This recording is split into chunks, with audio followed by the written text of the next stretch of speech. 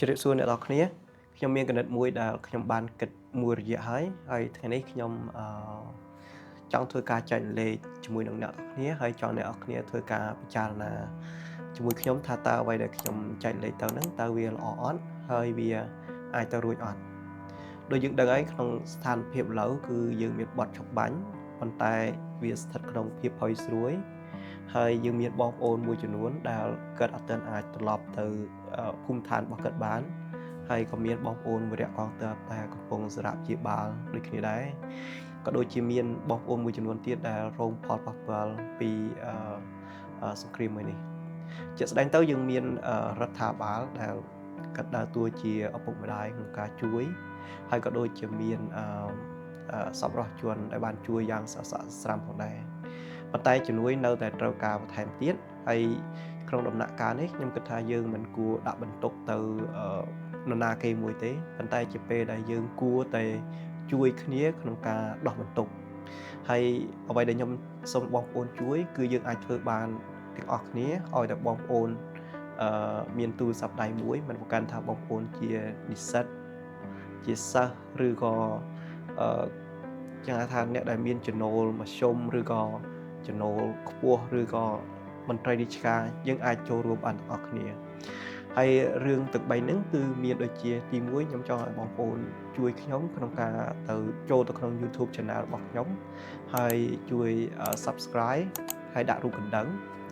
ហើយទី2ខ្ញុំចង់ឲ្យបងប្អូនជួយមើលវីដេអូដែលខ្ញុំធ្វើការ record នេះឲ្យបានចប់ចុងចប់ដើមហើយទី3បើបងប្អូនគិតថាវីដេអូដែលខ្ញុំចែករំលែកទៅ idea ដែលខ្ញុំចែករំលែកទៅនោះគឺវាល្អយើងអាចប្រើការកើតអញ្ចឹងខ្ញុំចង់បងប្អូនជួយក្នុងការចែករំលែកហេតុអីក៏ខ្ញុំលើកឡើងតែពី YouTube ក្នុងករណីនេះក៏ប៉ុន្តែជាស្ដែងទៅវានៅក្នុង platform ដទៃទៀតឧទាហរណ៍ដូចជាមាន Facebook ដូច TikTok ក៏វាក៏ត្រូវការដូចគ្នាដែរប៉ុន្តែគ្រាន់តែថានៅក្នុងករណីនេះខ្ញុំលើកឡើងពី YouTube ដោយសារតែ YouTube វាជា platform មួយដែលវាមានភាពងាយស្រួលជាងវាមានលក្ខខណ្ឌដើម្បីយើងអាចរកលុយបានស្រួលជាងplatform ដទៃទៀតដោយវាត្រូវទាមទារតែ 1000 អ្នក subscriber បូកជាមួយនឹង 4000 ម៉ោងអញ្ចឹងនេះគឺជាលក្ខខណ្ឌទី1ដែលអាចគ្រប់ហើយអាចរកលុយបានជាក់ស្ដែងទៅបើសិនជាយើង compare គ្នាចំនួនដែល YouTube តម្រូវហើយនឹងចំនួនប្រជាពលរដ្ឋយើងមានបច្ចុប្បន្នរហូតដល់17លានអ្នកចំនួននេះគឺតិចតួចនោះទេអញ្ចឹងខ្ញុំគិតថាយើងអាចធ្វើបានបើសិនជាយើងជួយគ្នាម្នាក់ទីណាអ្នកម្ដាយមួយជើងហើយបើតាមអ្វីដែលខ្ញុំស្រាវជ្រាវក៏ដូចជាខ្ញុំបានសួរ ChatGPT ក៏ដូចជាសួរ Google Gemini ហើយក៏ដូចជាមើល YouTube Channel របស់ខ្មែរយើងមួយចំនួនដែលគេរកលុយបានណាគេគឺថាក្នុង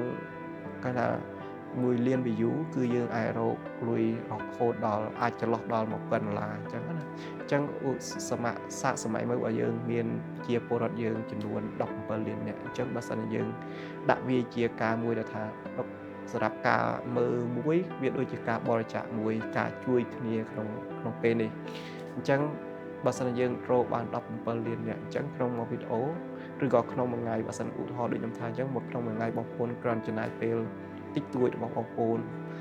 អាច view ឬក៏បើកចោលបន្តិចណាដើម្បីឲ្យវាកើន view ឲ្យគ្រប់លក្ខខណ្ឌឬក៏អាចរកលុយបានច្រើនហ្នឹងអញ្ចឹងក្នុងមួយថ្ងៃយើងអាច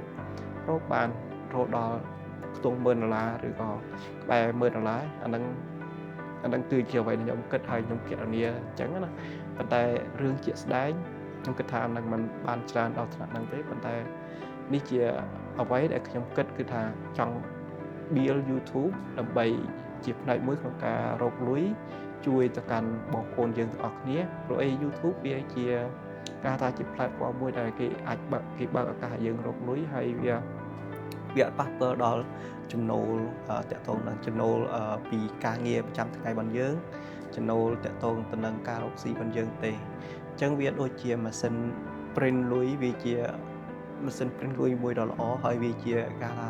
sustainable income មួយដែលយើងបើសិនយើងចូលរួមទាំងអស់គ្នាគឺយើងអាចធ្វើវាបានទាំងអស់គ្នាអញ្ចឹងណាអញ្ចឹងអានេះគឺជាគណិតរបស់ខ្ញុំហើយត្រឡប់ទៅនឹងសំណួរដែលខ្ញុំសួរពីខាងដើមថាតើវាល្អអត់អាហ្នឹងតាមគណិតរបស់ខ្ញុំណាក្នុងគណៈពេលនេះណាបើសិនយើងជួយគ្នាគឺយើងប្រកាសជាអាចគឺជារឿងល្អដែលយើងអាចជួយហើយយើងអាចរកលុយតាមរយៈ YouTube ហ្នឹង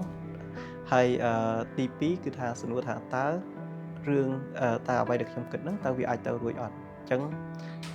ទៅរួចមិនទៅរួចតើតែអ្នកនរគ្នាជួយអញ្ចឹងអាហ្នឹងគឺជា idea របស់ខ្ញុំហើយមួយទៀតចំណូលដែលរកបានពីអ្វីដែលខ្ញុំនិយាយពីខាងដើមខ្ញុំនឹងធ្វើការបរិច្ចាគទៅកាន់បងប្អូនដែលជាជនភៀសសឹកអ្នកដែលរងផលប៉ះពាល់ពីសង្គ្រាមមួយនេះផងដែរអញ្ចឹងហើយខ្ញុំនឹងធ្វើការអាប់ដេតតាក់ទងនឹងរឿងបន្ថែមទៀតហើយខ្ញុំព្យាយាមក្នុងការ build YouTube channel មួយនេះឲ្យដើរ